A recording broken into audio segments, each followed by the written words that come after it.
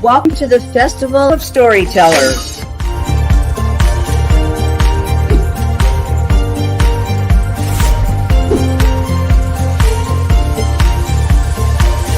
I thank everybody that's involved with this process because we know writers need readers and writers need publishers.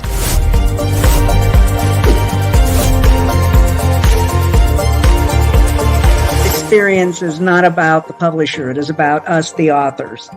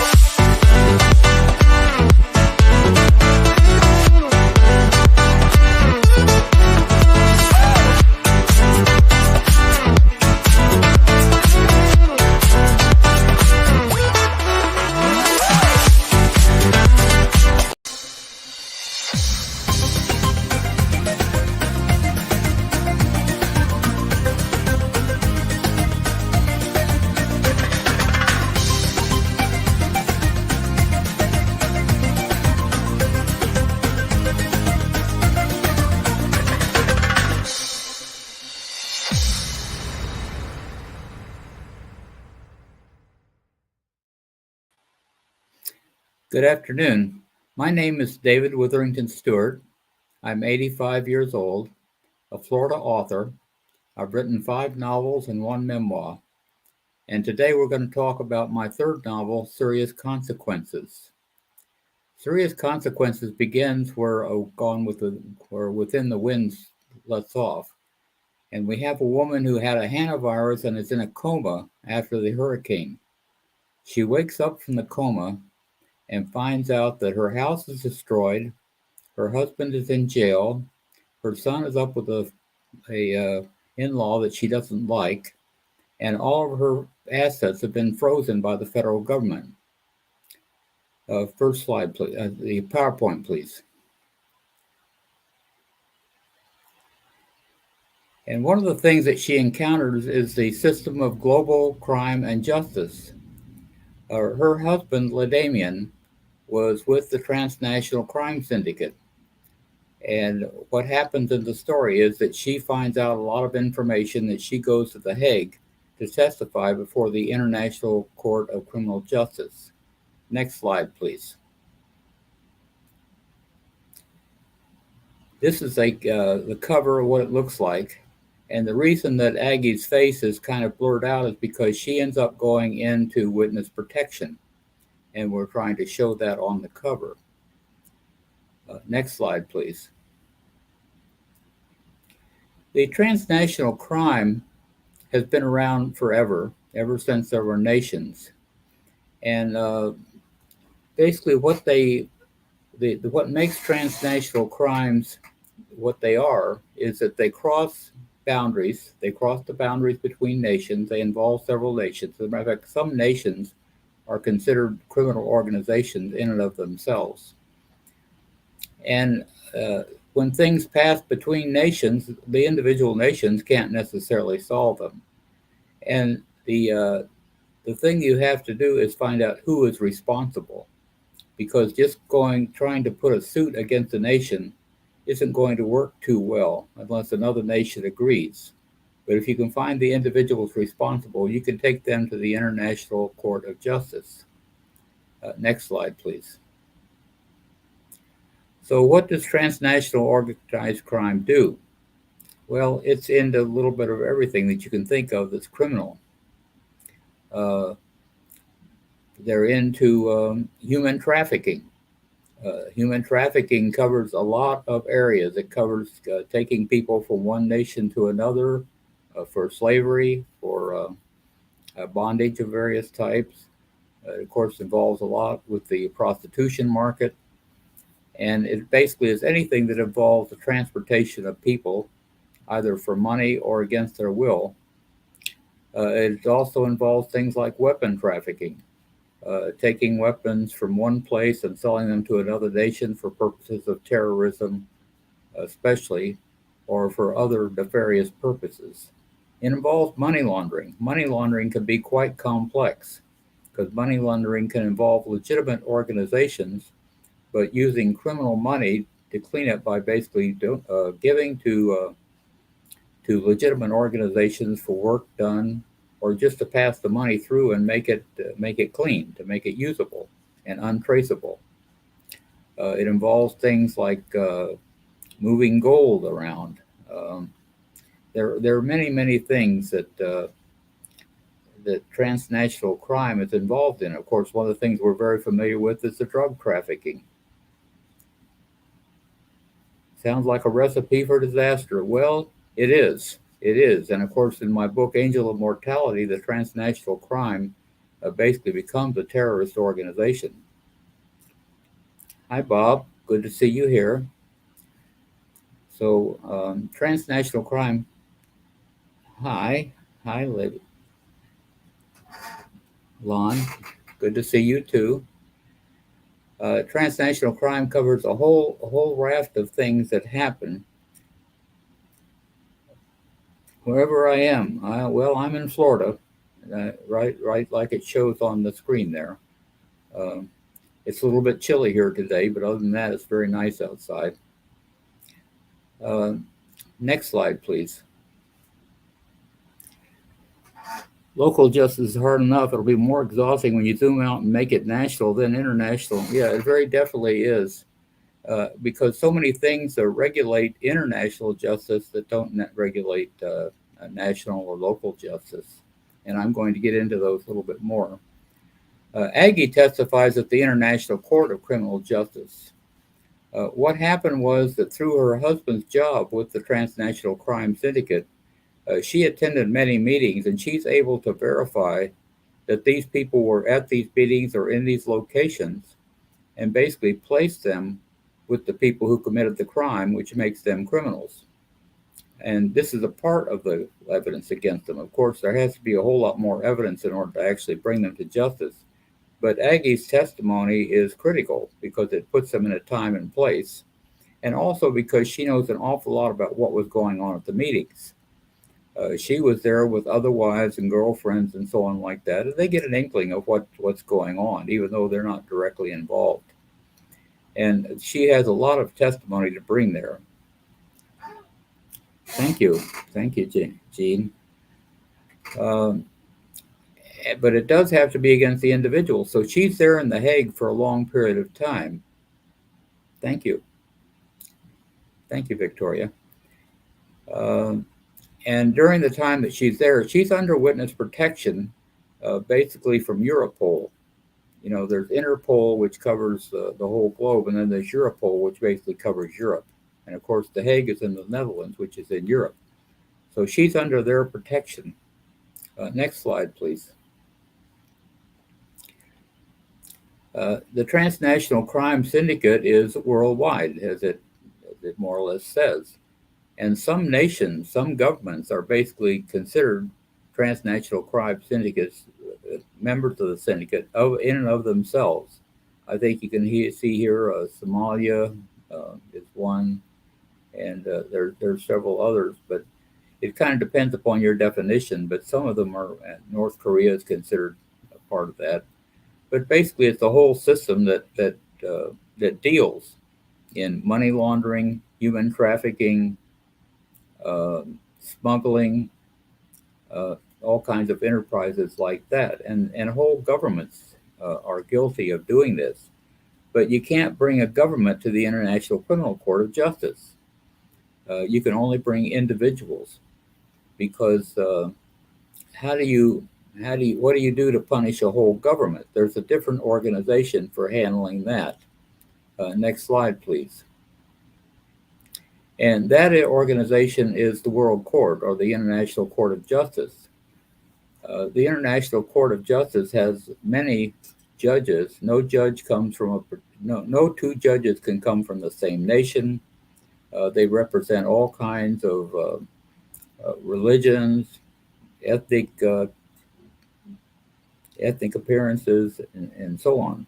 So the World Court almost never makes a unified opinion about anything, and they don't get to hear everything. But what they concern themselves with is basically disputes between nations.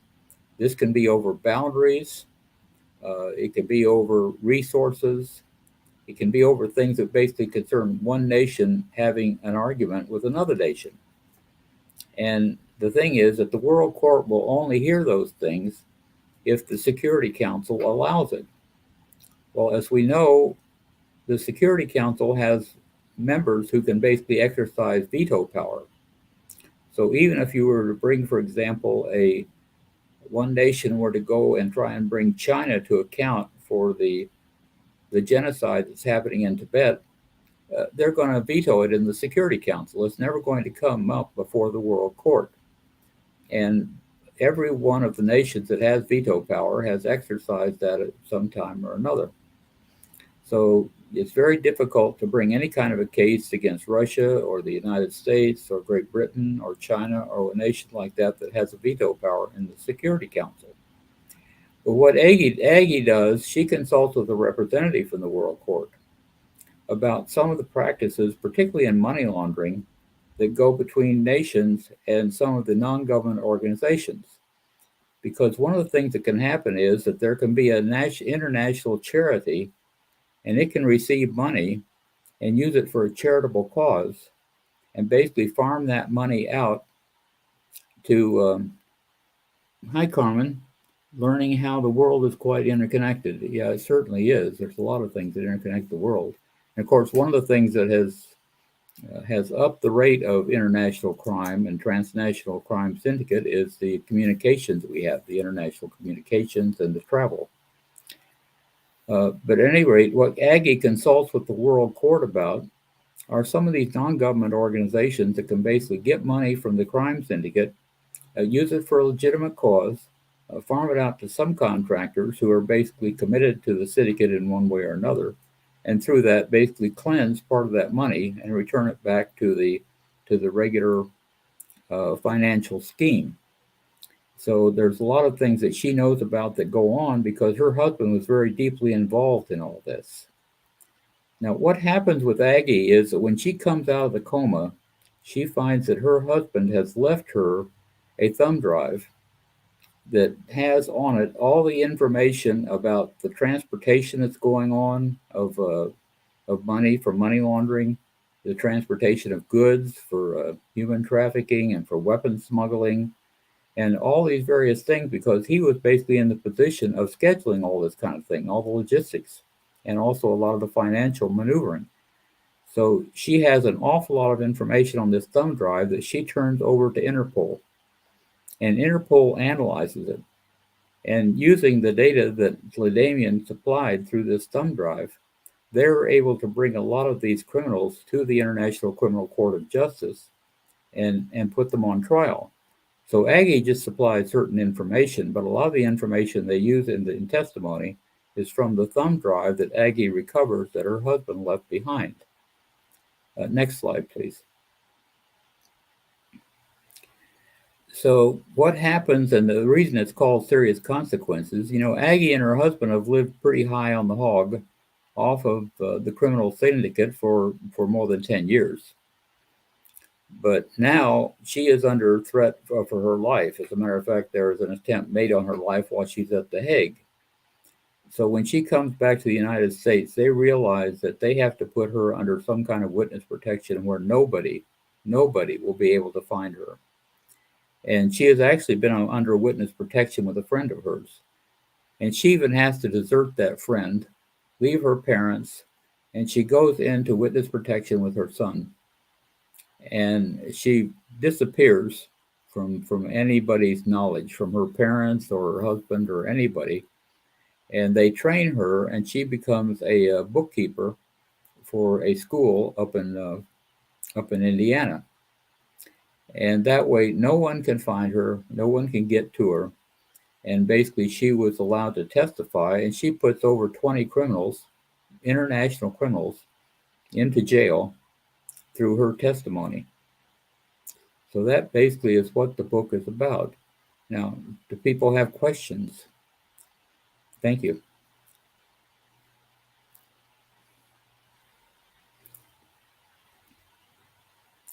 I'll take any comments or questions that anyone wants to bring. I think the interesting thing here is that you cannot just bring anybody to justice. You know, there's a lot of talk. Yeah, Victoria, especially now. Yeah. There's a lot of talk about uh, bringing people to account for war crimes, for example, in Ukraine and in the in Israel and with the Hamas and everything like that. And it's not that easy to do because if you want to bring a group or a nation to account, you have to go through the World Court. And like I say, the World Court is controlled by the uh, by the Security Council. Now, the Security Council can be overridden by the General Assembly, but it takes a lot of votes. And I think we've all seen how difficult it is to override something in our House or our Senate. So you can imagine what it is to override something from the Security Council that goes to the General Assembly.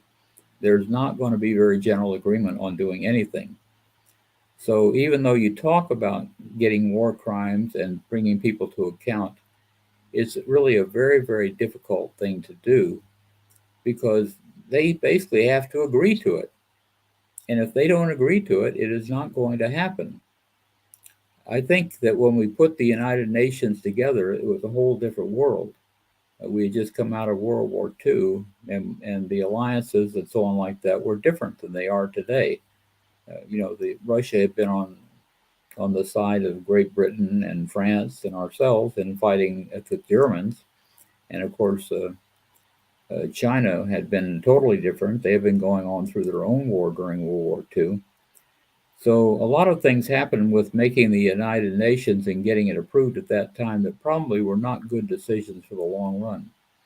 And I think that eventually the United Nations will have to be revamped to be effective. The criminal court, well, actually, the Court of Justice, the World Court, has no authority to follow up on their rulings. They have to go to the Security Council to get approval for anything that they want to follow up with any kind of thing like that.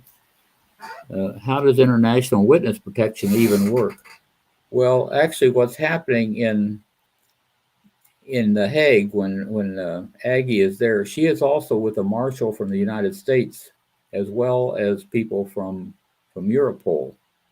So they work together to give her witness protection, but it's basically authorized through the United States. They're the ones that are paying for it. So even though she's testifying to the International Court of Criminal Justice, it's actually the United States that is sponsoring her to be the witness there. And when she returns to the United States, she returns with a federal marshal, with the U.S. Marshal, and then she's under witness protection from the U.S. Marshal's office after that.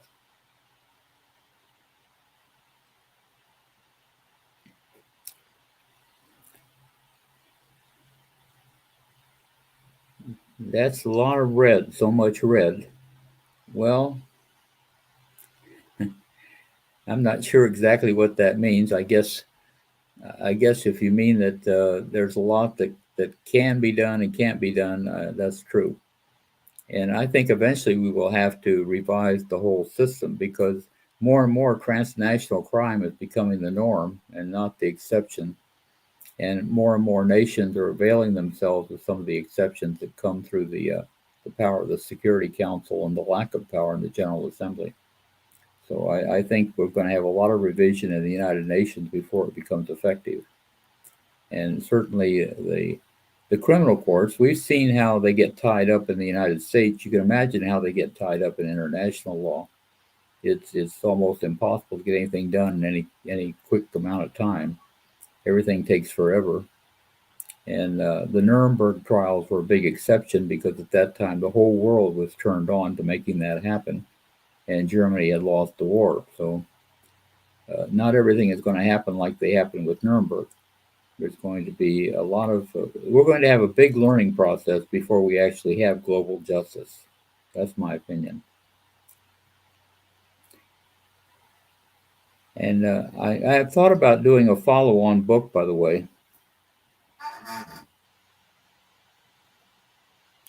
Yes, that's right. The Security Council has almost always superseded the General Assembly. That's true. I have thought about a follow-on for a book. Uh, Aggie's husband gets out of prison after 7 years, and I have thought about writing a book about what it is like for her to rejoin him after they've been separated for 7 years. You can imagine how hard it is when you've been in witness protection and your husband's in a federal prison that you might try and get back together and reestablish the marriage. And I thought that would make a very interesting book. I don't have a lot of backup material to go with it, but I guess I'd have to do a lot of research. But I think it would make a very interesting topic because living in witness protection is certainly living different than living out in the open. And being in federal prison, who knows how well prepared a person is to come out of prison and establish a normal life again. And then the other question is, do they both then go into witness protection under a whole different set of circumstances? And I think that's what would have to happen because probably their lives would still be in danger from the transnational crime syndicate. So I just think that would make an interesting follow on book, but I haven't started writing it yet. The book I'm writing right now, I'm going to discuss next Friday, and that's called Julie's Story, and it's about a 15-year-old girl that runs away to establish a career in the music business. So that's a totally different kind of book. But writing is my sanctuary. I write every day. Uh, it's very easy for me to sit down and write. Matter of fact, I almost have to do it to find out what's going on with the characters. I'm not sure when I finish up at the end of the day. I'm not sure when I finish up at the end of the day what's going to happen to the characters in the next day. A lot of times they surprise me with what they do. So at any rate, that's really all I have to say. And if there are no more questions, I'm going to sign off for the day. So thank you very much for attending. I will be talking again next Wednesday. Uh, I will be talking then about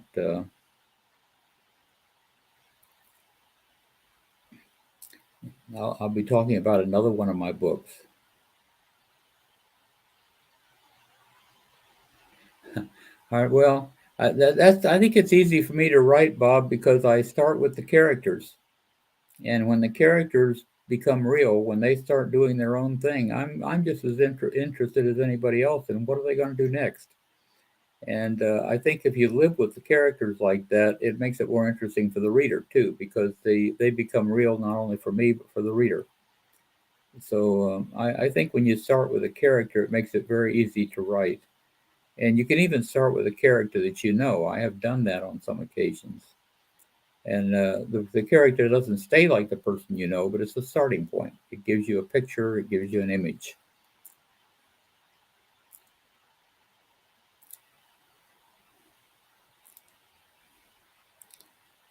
All right. Well, thank you very much for listening. And like I say, I'll be talking again Wednesday at 2 o'clock, and I'll be talking again Friday at 2 o'clock. So it's to invite you to join me then. I invite you to visit my website. I invite you to look for my books on my website or at Reader's Magnet or Barnes and Noble or Amazon. They're all on there. Thank you very much. Okay, we can sign off.